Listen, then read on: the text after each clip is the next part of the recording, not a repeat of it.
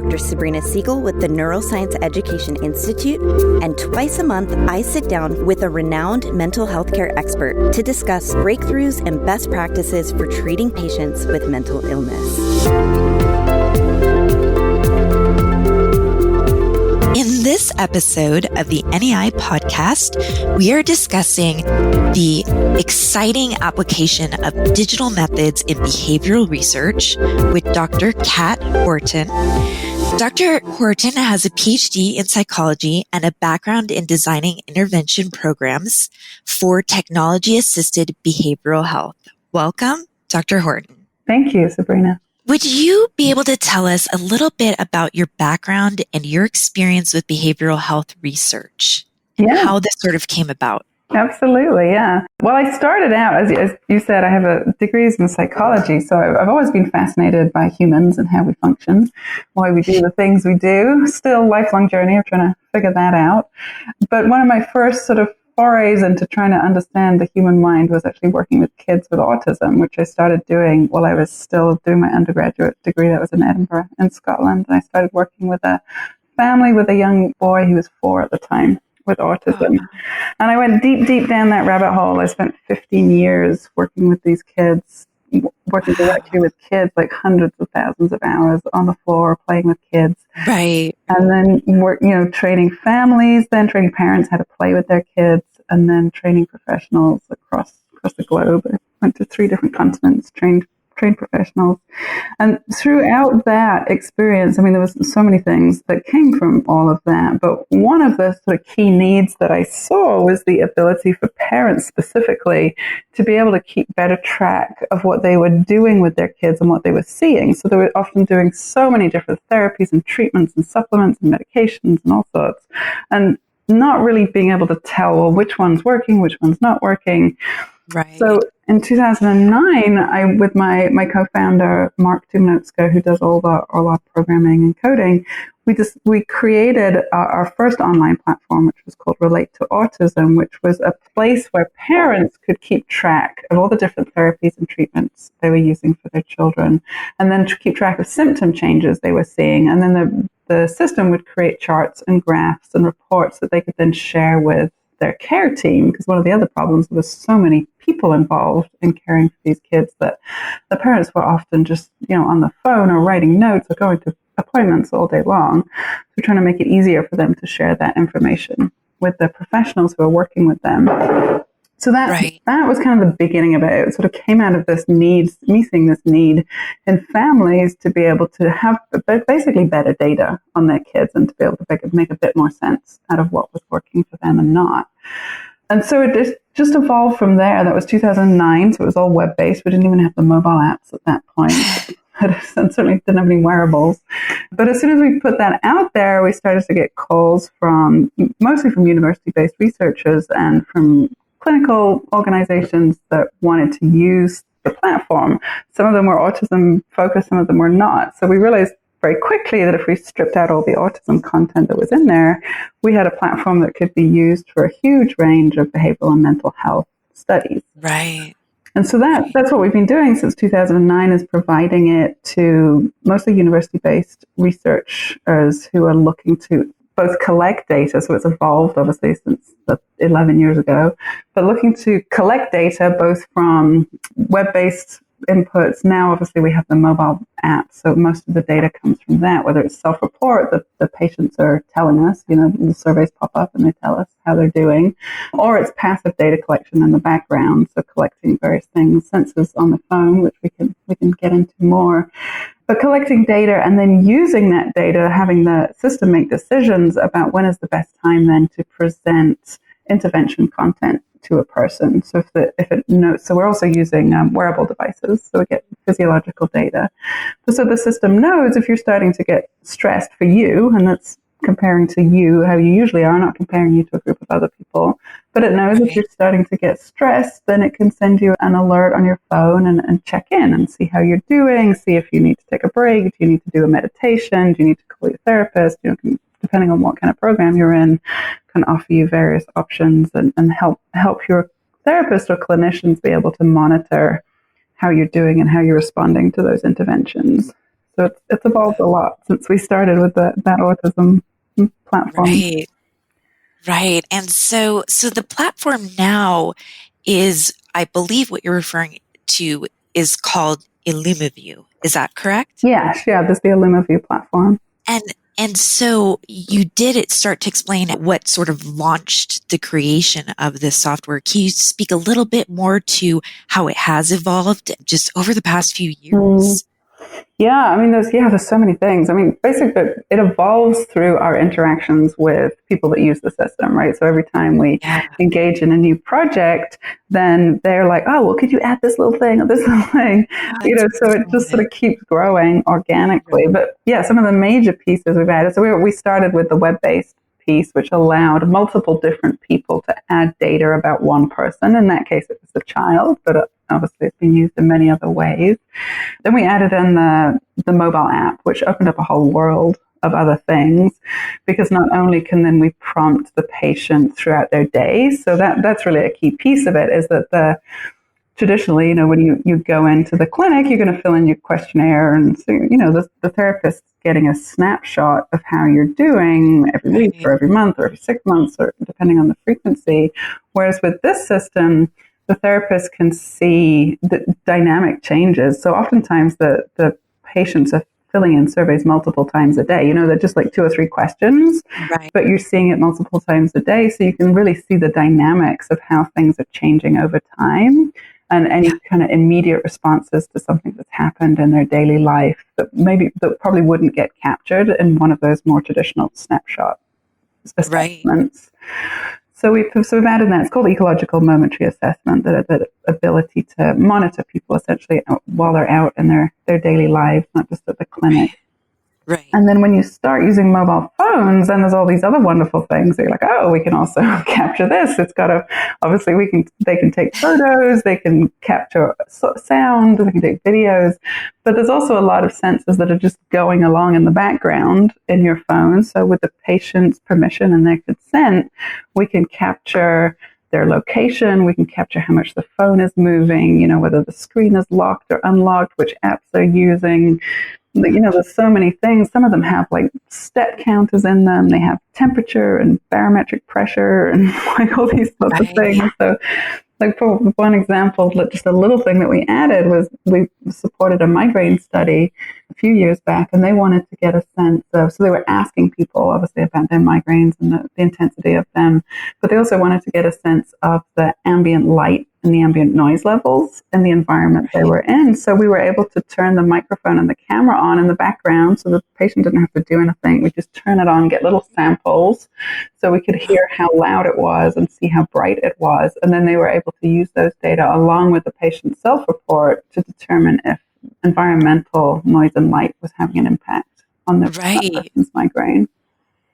Wow. I just love the practical implications of this. I think it's amazing, and it really is refreshing. It's such a novel approach from traditional research, just standard scales or measures that you do maybe once a day or not even that, a week or something like that, But as you said, that really just provides clinicians with a snapshot and not necessarily what is actually occurring in real time. And so connected to that leads me to my next question. You touched on it a little bit. Could you explain what ecological momentary assessment means, or EMA, and what ecological momentary intervention, or EMI, means? Yeah. And and can you expand a little bit more on what the importance is in terms of capturing real world and real time data when it comes to clinical research? Right. Yeah, so ecological momentary assessment has been around, I think, since the 50s, where they started doing it. But at that point, they were using the person had to look at their watch and then, it's time for me to write a report, and they'd write something in their notebook, to kind of capture their experience throughout the day. So ecological really just means in their own environment, so not in the clinic, but sort of at home, at work, wherever they are naturally. A momentary obviously means in the moment. So in the moment that they're experiencing something, then you capture their experience then rather than, a week later. So it's been around for a long time. And then they graduated to using pages at one point, probably like in the 90s. People were using pages. And so you get a little beep, and then again, you get your notebook out and fill it in. And at some point, hand that in to the clinician or the researcher. Obviously, then once mobile phones became as prevalent as they are, it made a lot more sense to move that whole system onto a phone. So now the person will get just a notification. It's just a native notification from their app, and it'll say, hey, it's time to check in. We'll open it up, and there's a few questions that have been set by the researcher or the clinician so that the researchers decide what the questions are. And so they can fill in that information there. And at the same time, it's pulling data, if they've consented to that, from their phone, that kind of passive background data we talked about. And it could also be, one of the things we've added is integration with different wearable devices. So a Fitbit or a Garmin device. So it could also be pulling, and this would be continuous, not just when they're filling in a survey, but pulling their heart rate variability, steps, calories burned, how much they're moving, sleep, all those physiological data. So all of that can get sent back up to the researcher. So that's really EMA, is the process of basically collecting data from people as they go about their daily lives. And then EMI, which is ecological momentary intervention, is the concept of being able to put your therapy or your intervention program, again, in the ecology of that person. So in their natural life, not in they don't have to come into the clinic to get it, but it's happening at the moments when they really need it in real life. And again, momentary. So yeah, in those moments. And so these two things sort of feed into each other. So as we capture data from people as they go about their daily lives, then the system learns about them. It learns about their patterns, how they tend to respond to certain questions, where they tend to go, how stressed they tend to be, what their heart rates tends to be. You can get a baseline for that person of sort of what's their normal range right now, this time of life. And then, so the system can then start sending them intervention content, which again is defined by the clinician or the researcher. They decide what videos they're getting, or what guided meditations, or what information they're being sent, and at what times. Right. And so that gets fed back to so if the wearable, for instance, picks up that the person is feeling more stress than is typical outside of their usual range, and that's going to be a different number for every human. But if it picks up for that person, that they're outside of their range, then the system can then send them a little notification, check in, hey, we noticed this, your heart rate's higher, your stress level's higher, what's going on, do you need support? And if they say no, everything's fine, or they might say yes, and then it would lead them to some different options that were again provided by the clinician that they could choose from. And the whole time, so then maybe say they did choose to do a guided meditation, they sat down and did that for 10 minutes, then their physiology is being monitored still by the wearables. So then we know at the end of that, did it help? We can ask them, how are you feeling now? But we also know from the physiology, did it bring their stress levels back down into the normal range? Right. So those are the kinds of things that our clients use it for. So we're working with University of Utah right now. They're working with a group of people who are addicted to opioids and are using this system to be able to help them have other tools and strategies. So when they're feeling pain, it's a mindfulness-based intervention. So when they start to feel pain, they've got other tools and strategies that they've previously been trained in the clinic. They went in and did a training, but now when they go home, they take the app with them, and so it can then, when they do start to feel stressed throughout the day, it will then offer them different options that they've already are familiar with, and monitor their response to those. Do they choose them? If they do choose them, then what happens to their physiology? How do they say they feel? Can monitor all of that and send it back to the researchers to make sense of it. Wow.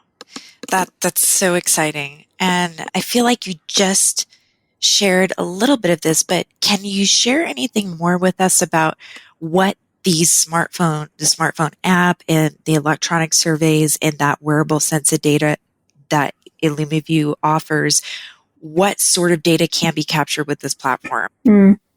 Yeah, so many things. So there's a couple of categories. The first category obviously is self-report. So you can ask, you can just serve surveys up to the patient and ask them whatever you want, essentially. And that's under the control of the clinicians. They decide what the questions are. So anything that you could ask a person, and they don't have to respond by clicking buttons or typing. They could also respond with a video or a photo or with an audio, because the phone obviously has all those capabilities. Right. So, for instance, the videos we're working with a group out of the University of Georgia who are studying schizophrenia, and they've been getting their patients to do, I think it's like a 10-second video every day where they just say something into the camera and they hold the phone, and so they're getting these video samples and then are doing video facial analysis on the videos that they're getting, looking for change as people go through this treatment program. They're looking for greater affective expression and faces. Wow. So they're using the videos to capture that each day. Again, rather than just getting a snapshot when they come back to the clinic, they can see every day how that's changing. Right. So that's one type of data is what we sort of call active data, where the patient's actively providing that information to you. Okay. And the second class of data is what we call passive data, which is a much bigger field. It's anything that doesn't involve the patient. They don't have to do anything. So it's anything that's being picked up from any of the sensors on the phone, and there's listed, there's all sorts of things you can pick up from the phone, or anything that's coming from a wearable device. So heart rate variability, sleep, steps, calories burned, pulse ox, all the things you can maybe able to get from your regular fitness tracker. And then the third thing that's sort of in that category of passive data are connected devices. So, for instance, we've got an application we're working with, an organization that provides care to allow people to age in their homes. So making sure that elderly people are safe in their homes.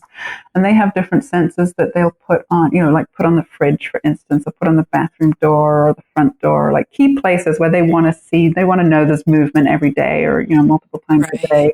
And so you can just monitor that, make sure that the fridge has been opened a few times a day. And if it's not, if suddenly something changes, then it's an indication that, feeds into an algorithm of all the other pieces of data that they're getting to determine if help is needed or if we need to check in with that person. Right. Or the medication bottle, if it hasn't been picked up today, then check in and remind them. Those kinds of things. Wow. So there's a huge range of data that we can collect. Collecting data isn't the challenge. The challenge is what to do with all that data once it comes in. Because we often, we work with people mostly in the research field, so they get really excited about these huge tables of data that are completely overwhelming, but they love them. They get all excited about it, and they have to obviously comb through that and start to do a lot of deep analysis to really be able to make sense of it. But that's really kind of where the field is right now, is wanting to collect a lot of data so that we can start to look at what are the key metrics, what do we really need to know in this particular population that's going to be an early warning of whatever it is, whether it's, we work a lot with substance abuse, so an early warning of a craving or moving towards those kinds of behaviors, the suicide prevention programs we do a lot with. So depending on, what population they're working with, they're looking for, the sort of the holy grail is the predictive algorithm. What data do we need to collect in order to know ahead of time that this person's going to do something that's going to be damaging for themselves or their health.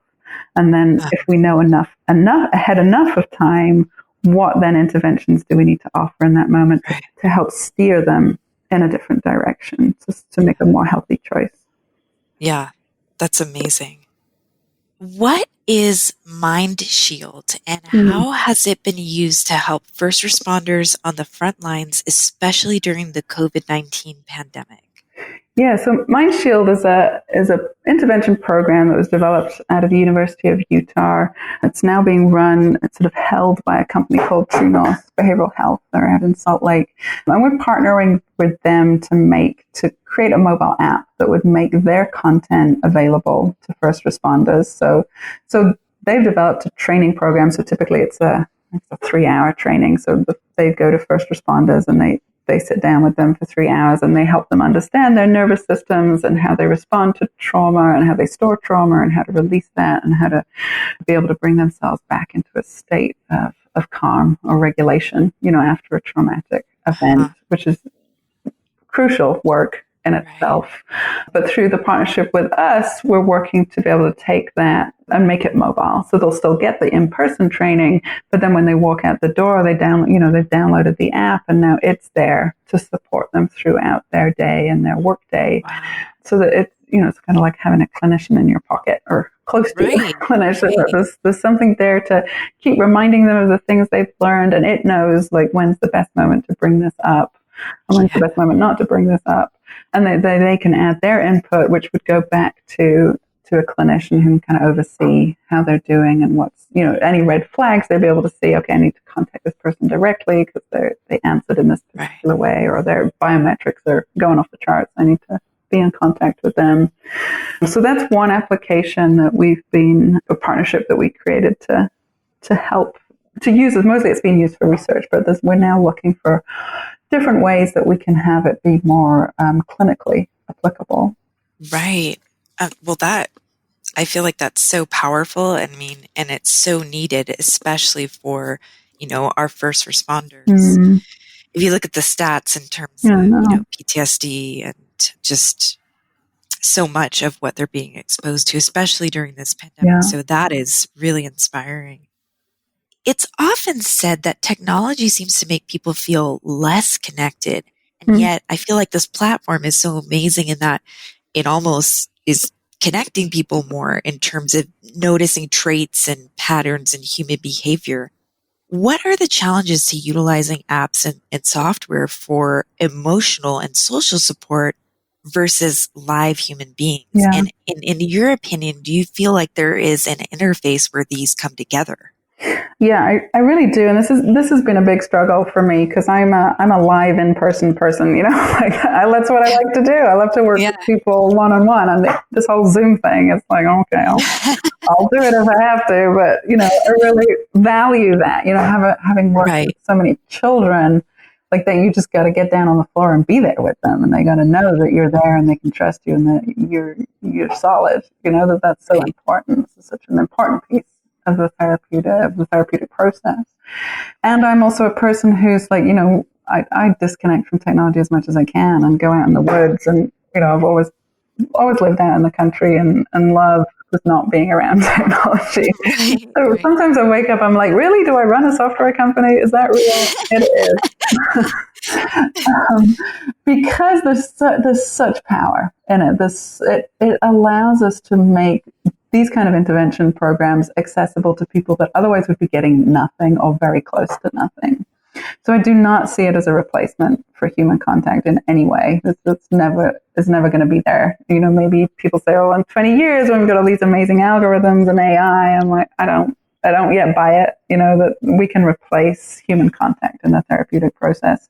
But I do see it as a very powerful augment to that and a way to make intervention programs much more accessible to people that just don't have that kind of access. They're just never going to be able to get, regular therapy in the way that they need it.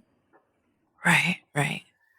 So it can be, I do see technology can be a distraction and can get in the way of healing. And like everything else, it's a tool. We can choose how we use it. And it can very much be used. Some of the suicide prevention work we've done has been really kind of made me like, oh yes, this is, we have to keep making this available. That there's a way that we can literally save lives and help people feel supported and help them feel held, even though there's not a person right there in that moment. They know that those data are going back to their clinician or therapist, and that they're going to see that. So whatever you type in is going to be seen at some point, maybe not at that very moment. And so there's a sense of like, okay, I'm not just out here floating on my own. I'm connected. I'm being One of the most recent partnerships we signed is with a company called Cytec, who are using our system to create basically a digital wraparound for psychedelic assisted therapy. So as people go in and do these, incredibly deep psychedelic treatments, and they're with a therapist at that time, it's all supported by a therapist or a psychiatrist. But then they go home, and then in the current model that they just sort of got to then deal with whatever comes up after that. Whereas with this system, they're going to be able to to enter information into the phone app. They're going to have the wearable. It's going to know if they're needing extra support. All of that data will go back to their clinician. So it opens up a much more sort of two-way connected channel for the patients to be able to feel that they're held and they're supported, and that their information, their experience of what's happening for them is of value and is being used by the clinicians to help them then make treatment decisions as they go forward. Right. Yeah, that's a really interesting point that you made, just in terms of being a participant in these types of studies provides a certain connection and value for the person who's involved. And you did touch just a little bit on this. I'm so excited about some of the findings from your case studies. I know that you have some really interesting findings on suicidal ideation and suicide prevention. Can you share a little bit with us about those? And I know there's also been work that's been done on substance abuse, applying some interventions. Mm-hmm. Yeah, so we've done all sorts. I mean, we've been doing this since 2009, so there's been a lot of different studies.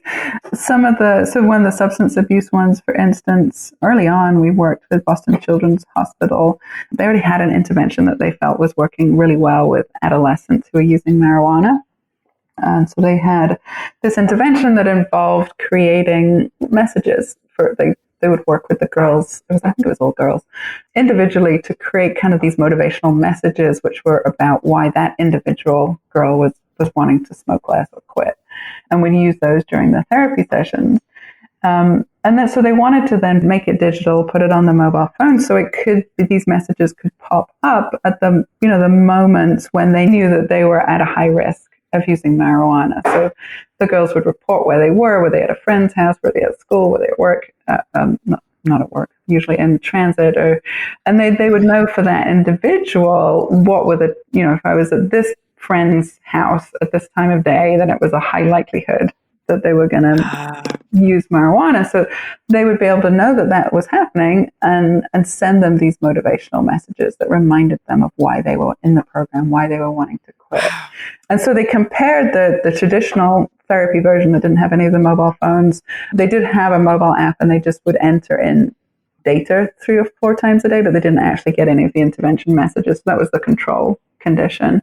And then the experimental condition had the therapeutic messages were part of the system and pop up at the right time. And they saw a very significant difference in the efficacy of that program when it had the mobile add-on to it. It was already effective as it was, but they made it more effective by adding the mobile app to it. So, that's amazing. Yeah, and it's a really simple thing to do, and the kids loved it. They were happy. It made sense for them. The digital natives, they were like, "Oh yeah, sure, an app." Right.